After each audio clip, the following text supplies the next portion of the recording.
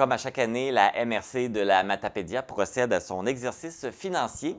Pour mieux comprendre le budget 2023, je suis en compagnie de la préfète Chantal Lavoie. Bonjour Chantal! Bonjour! Bonne année! Oui, tout à fait! Donc, comme à chaque année, vous devez faire le travail, faire le budget. Et puis là, on sait que les dernières années, ça a été difficile, il y a eu la pandémie, mais là, avec l'inflation, dernièrement, j'imagine que ça a eu un impact sur l'exercice financier.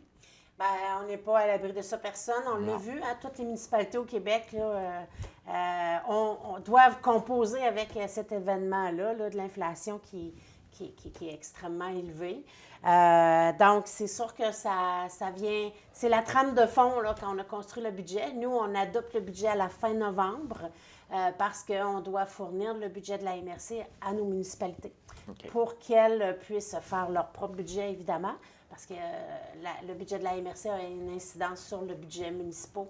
Sur les budgets municipaux. Donc, plusieurs municipalités, celles qui ne l'ont pas adopté en décembre, devaient le faire en janvier. Donc, c'est vraiment... On est encore dans l'exercice budgétaire pour l'année 2023. Là. On s'était vu aussi pour le budget 2022. Là, si on compare celui de l'année dernière avec celui de cette année, est-ce qu'il y a des grosses différences majeures?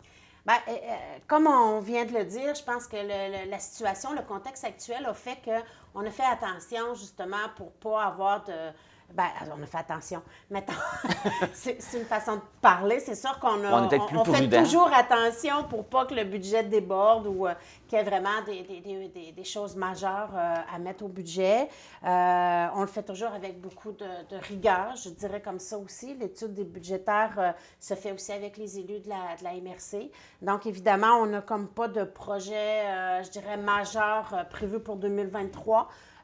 Des projets en développement, oui, mais je veux dire pas d'investissement majeur en ce sens-là. Donc, c'est sûr qu'on n'a pas trouvé opportun de venir introduire quelque chose de majeur là, dans le budget. C'est beaucoup, il y a beaucoup. Puis, on disait, la pandémie n'est pas si loin. On a encore des répercussions au niveau de la santé chez des gens, mais on a au niveau financier aussi. Donc, beaucoup de projets de l'année 2022, beaucoup, c'est relatif, mais plusieurs projets n'ont pas pu se réaliser en 2022, donc sont reportés en 2023. Fait que c'est sûr que ces sommes d'argent-là sont reportées de l'exercice précédent. Donc, c'est sûr que ça a quand même un impact sur le chiffre global. Pour la MRC, c'est une augmentation globalement de 5,42 du budget de cette année versus celui de 2022. Là. Mais on se rappellera en 2022, entre autres, qu'on a fait toute la négociation au niveau des conventions collectives. On est en train de le faire pour 2023 aussi avec l'accréditation syndicale pour notre service incendie. Donc, ça a un impact aussi sur la masse salariale. C'est quand même un budget important de la MRC. D'autres budgets aussi, les matières résiduelles et tout ça. Donc, pour le global du budget de la MRC, c'est une augmentation de 5,42 Je n'ai pas amené, en tout cas, c'est un budget global là, de 19 millions, là, un petit peu plus de 19 millions. Fait qu'on est encore dans les mêmes tranches là, que vous avez habituellement. Effectivement. Puis, comme je le disais en 2022, il y a quand même une partie qui est commune à l'ensemble des municipalités, donc un budget de la MRC qui est réparti pour l'ensemble des municipalités. Puis, il y a d'autres parties où c'est des services particulièrement à certaines municipalités. D'autres n'ont pas cette particularité-là. Je donne juste un exemple pour être plus clair. L'inspection municipale, la MRC, a une entente de service avec 15 municipalités, 16 municipalités sur le territoire de la MRC. Donc, il y a des municipalités qui ont leur propre service à l'interne. Donc, ça, c'est une partie pour les municipalités qui ont leur propre service. La MRC, ils n'ont pas à contribuer à ce budget-là de la MRC, par exemple. Ça vous fait cette dépense de moins là, à couvrir ou à... Exact. Mais elle le paie à l'interne de sa municipalité. Donc, il y a quand même... la municipalité est libre d'offrir le service ou de passer par la MRC pour le faire. Puis certaines préfèrent le faire à l'interne, mais ils doivent assumer ces coûts-là quand même à l'interne. Donc, c'est pas un surplus ou pour certaines municipalités ou justement un poste qui n'existe pas pour d'autres. C'est obligatoire. Je veux revenir sur les matières résiduelles parce que c'est l'aspect où il y a la plus grosse augmentation. Je pense que c'est le gros morceau du budget. C'est un des gros morceaux, effectivement. Bien, les matières résiduelles, évidemment, Toute la collecte se fait à la porte et est faite par les municipalités. Donc, la municipalité s'occupe de donner le contrat de collecte des matières résiduelles les 3 bacs. Hein, aussi. Dans la Matapédia, on a 3 bacs, le bac bleu, le bac brun et le bac vert. Donc, chacune des municipalités donne un contrat de collecte pour les matières résiduelles. Et à la suite de ça, la MRC, elle a toute la notion du traitement de ces matières-là. Donc, effectivement, on a vu des hausses importantes au cours de la dernière année. Donc, il faut ajuster. On n'a pas le choix. Nous, je dirais, on fait une estimée des tonnages qu'il va y avoir pour l'année 2023, une estimée par rapport à l'historique des données précédentes, des années précédentes. Mais en bout d'année, par exemple, on fait le calcul réel parce que là, l'estimation devient un chiffre réel. Et là, des fois, il faut ajuster ce chiffre-là. Et puis le coût des matières aussi, le traitement, on commence 2023, il y a eu une inflation, mais au cours de l'année 2023, les chiffres ou le traitement peut augmenter aussi. Rarement il diminue, donc ça pourrait arriver, mais j'aime mieux dire que la réalité, c'est rarement que ça diminue, c'est plus, on est plus en augmentation, donc il faut ajuster à ce moment-là aussi les coûts. Donc, effectivement, là, le traitement des matières résiduelles, c'est quand même... c'est un budget très important, mais on s'ajuste. Et puis, c'est pour ça que dans la semaine, au niveau justement des collectes des matières résiduelles et tout ça, je faisais la promotion de dire que le déchet, le meilleur déchet, c'est celui qu'on ne produit pas. Fait que je pense qu'il y a un appel aux citoyens aussi, parce que je pense que le consommateur, c'est la base de tout ça. Fait que moins on a de déchets à traiter, moins ça coûte cher à la MRC, aux citoyens, aux municipalités. Donc, c'est un engrenage un peu. Mais en même temps, c'est évident, on sait, on a tous des déchets, on n'a pas le choix, il faut les traiter aussi.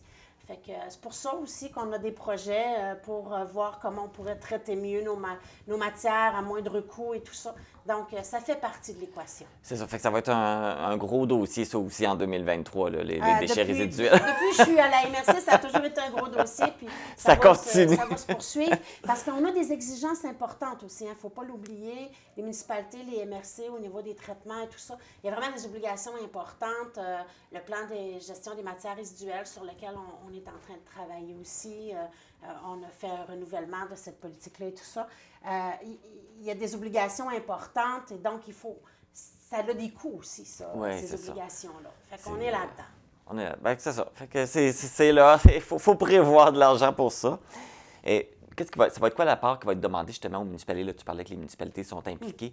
Quelle est la part qui va être demandée aux municipalités de la Matapédia là, cette année? Bien, je réfère un petit peu à mes notes, là. Je m'excuse. Oui, bien, il n'y a pas de problème.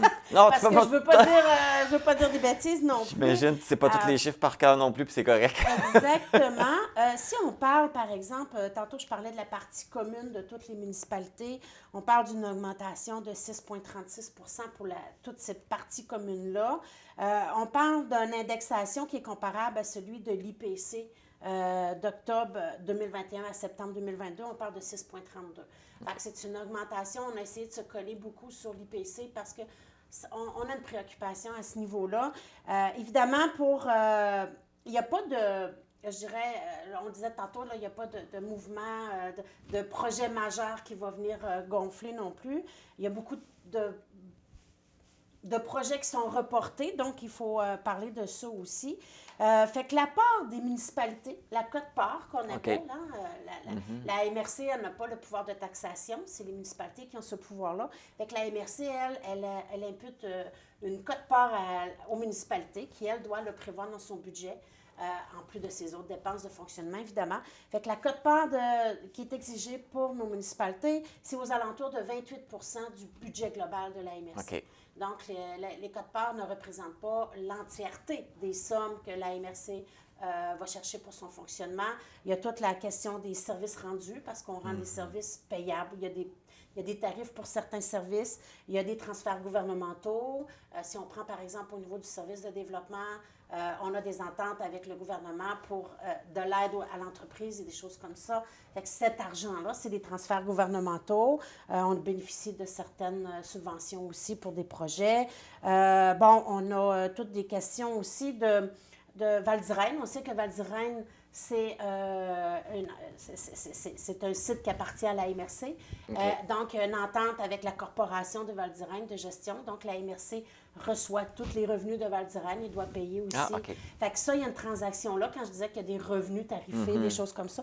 Fait que ça aussi, ça fait partie des autres revenus. On est propriétaire du palais de justice. Il y a des gens qui louent le palais de justice. Donc, à ce moment-là, nous, on a des retours là-dessus. Donc, puis, évidemment, je le disais tantôt, toute la question de l'affectation d'un surplus. Fait qu'à chaque année, des fois, la MRC affiche un surplus budgétaire.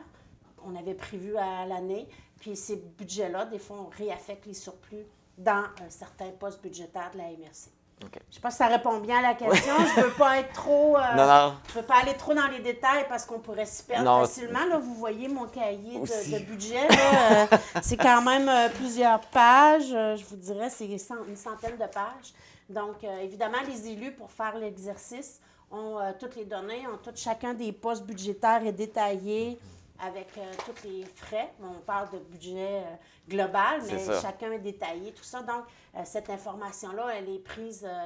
les élus sont bien informés pour prendre les bonnes décisions également. C'est plus aussi pour bien comprendre, parce qu'on sait que toutes les municipalités font leur budget, puis là, la MRC en fait un, puis c'est comment là, bien démêler tout ça. Donc, ce que j'ai compris, c'est qu'il n'y aura pas nécessairement de budget pour de nouveaux gros projets, mais ça va être plus la continuité des projets qui ont débuté. Oui, ça ressemble à ça, exactement. Puis pour les quotes-parts, c'est ça, c'est environ 28 du budget de la MRC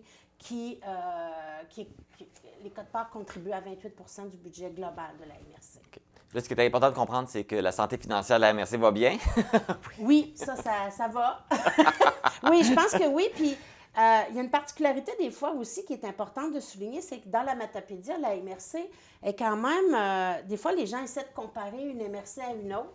On a des MRC, on prend la Métis, la Matanie, qui sont nos voisins, tout ça. Et d'une MRC à l'autre, il y a des choix qui ont été faits différents par rapport à l'historique de notre MRC, qui fait que nous, on a un historique, beaucoup de solidarité, de coop de services. La MRC de la Matapédia, on dit beaucoup qu'on est des coop de services pour nos municipalités, parce qu'on offre principalement des services à nos municipalités, aux 18 municipalités du territoire. Donc, si on prend juste, par exemple, le service incendie, nous, il est régionalisé à l'ensemble de toute la MRC, alors que dans certains territoires de MRC voisines, il peut y avoir 3 ou 4 services incendie qui se déploient sur le même territoire. Donc, il y a vraiment des choix qui ont été faits à ce sens-là. Fait que des fois, j'entends des gens dire « c'est trop gros notre MRC ». Bien, c'est pas une question d'être gros ou pas gros. Quand on compare, des fois, on peut avoir cette impression-là. Je l'accorde. Je l'accorde aux gens quand même. Mais par contre, si on regarde au niveau des services qui sont offerts, bien, il y a aussi ça qu'il faut regarder. C'est juste le service de génie municipal dans la MRC de la Matapédia. C'est un des services qui a servi de référence au Québec pour offrir maintenant des services de génie municipal dans les MRC. Mais nous, on a le plus gros service parce qu'on fait ça depuis plus de 30, 35, même pas loin de 40 ans là, au sein de la MRC. Oui, puis ce que les gens faut comprendre aussi, c'est que les réalités sont différentes. Même si la MRC, c'est notre voisin, on a des réalités quand même qui sont différentes. Géographiques, économiques. Il y a tout ça qui rentre en ligne de compte qu'une MRC va peut-être mettre plus l'accent là-dessus, l'autre MRC là-dessus aussi. Fait qu'on a il y a des choix politiques aussi. On a nos particularités. Mais je trouve ça intéressant d'en parler. J'ai une tribune pour le faire.